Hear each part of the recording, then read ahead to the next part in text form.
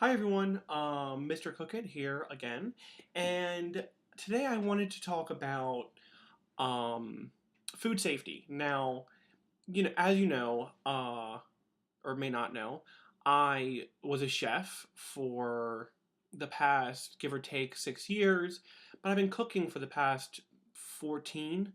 So food has always been a part of my life. Nutrition came about a little bit later, but in both of these fields, food safety is of the utmost importance. Not only could a person get really sick if they are immunocompromised, if they are given some food with I don't know, E. coli or something in it, um, or some form of microbial growth. But if you're in a restaurant and you're a chef, you get sued if someone gets sick. Um, and chefs really only care about the money. Let's be honest.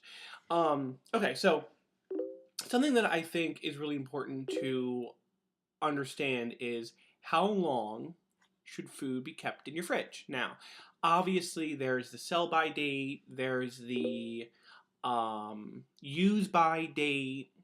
I think there's a few others. They all pretty much mean the same thing, but they say different things. So, use by means you use it by that date. You might be able to go a day or two after, but I wouldn't, especially with things like eggs. So, eggs have a really long shelf life, relatively speaking, for something that's refrigerated. That use by date, I wouldn't even touch it with a stick after that. Just to be safe. Now, one way to check eggs is if the yolk of the egg, when you crack it, say it's 2 days after the use by date and you really want some eggs, so long as it's kind of up and not flat and it looks firm and the white isn't runny out, like it doesn't kind of it doesn't run on your surface, you're fine. If it kind of just stays in a regular shape and doesn't kind of leak out everywhere, not on a hot pan, just in general, then it should be fine. Also, smell it. This is always a good way to tell. Smell and sight and touch are your three main senses here, because you don't want to eat it. If like that's not the way to tell if it's bad. You don't want to drink sour milk to see if it's bad. Um, Milk, I've always let last a few days after the use by date. But the tricky part is when you get into sell by. So sell by is when the store has to get rid of it. After that, I would give about 3 days. Now, if you freeze something, it doesn't mean it can last forever. If it's frozen, that just slows the growth. It doesn't stop it. So meat shouldn't really go much longer than 3 to 6 months in the freezer.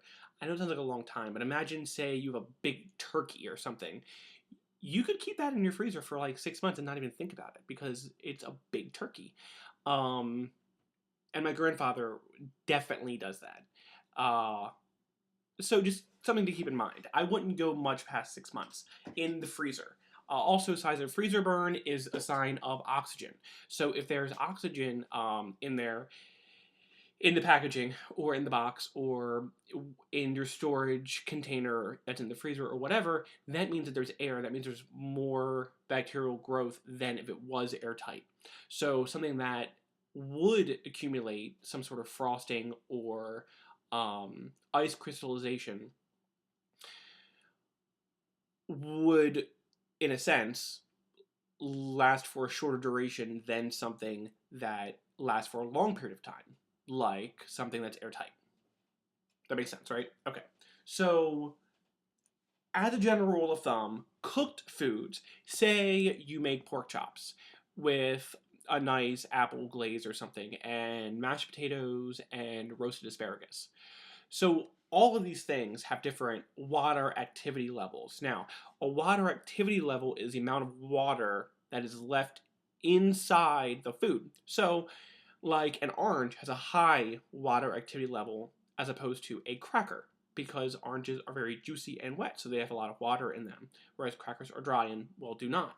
So, the more water activity in a food, the more likely it is to um, be under microbial growth, to have faster microbial growth, I mean. So, because bacteria love moisture, they love a good temperature between 40 and 140, which is why you always cook your meat after 140 and you store under 40. They love a long duration, 2 hours, normally in that danger zone between 40 and 140 Fahrenheit. They also like when things are left warm, like tepid, like at a buffet, for instance, for 4 hours, because that means they can start growing really quickly because it's not hot enough for a long period of time that they can just start growing, and it's not over 140 and it's not under 40, so it's in that wonderful little zone that they can grow and multiply and reproduce and get you sick. Um, that means you shouldn't leave your crock pot on low during a party for 4 hours unless it is constantly reading over 140. You just don't do it because you might get people sick. You might get yourself sick. Similarly, as I was saying before, with the storage thing, the water activity, you have your pork, your mashed potatoes, and your asparagus. Just say 3 days is a good rule of thumb that I follow, and I never have gotten sick from my own food. Most people haven't, or they don't know that they have. They're sooner more likely to blame a restaurant, because everyone eats out all the time, than themselves. Whereas most people contaminate themselves on small levels, whether it be just a little bout of diarrhea, or some bloat, or a little bit of gas, or maybe just upset stomach. That's all levels of foodborne contamination. You might not realize it because you're not like having explosive diarrhea, you're not like projectile vomiting, you're not like in the fetal position for days. But that is a level of microbial growth that you've achieved that is getting you sick. You just don't.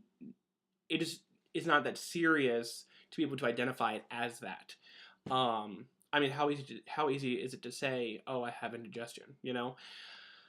Um, so with the water activity levels, it's important to understand that things with higher water activity are going to have a faster microbial growth. So pasta, I would not keep longer than 3 days at all. I know people who have kept pasta for a week because it doesn't get moldy, right? At least not quickly. Mold doesn't mean bad. I mean, it it does, but that's not the sign that you throw it out. You want to throw it out before that, because if it's moldy, that means bacteria's been there long enough for it to start sprouting stuff. So you don't want to, just because it's moldy doesn't mean that that's when you throw it away. You want to throw it away way before then. It shouldn't be getting to that point because you're still ingesting a lot of bacteria right before the mold happens. Things like bread and cheese, I uh, fully recommend not throwing those foods away if they are moldy. And here's why. So with these items, cheese is a mold, okay? Yeast, which is in bread, baked goods, blah, blah, is a form of bacteria. It, sort of, just bear with me here. So in these items, it's expected that there already is bacteria. Normally, this bacteria is isolated to the site where it's visible because there's bacteria throughout anyway.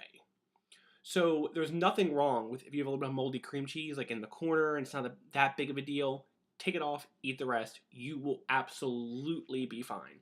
Same with Swiss cheese, same with any brie or Havarti or whatever, or some artisanal bread that you've left out a little bit too long.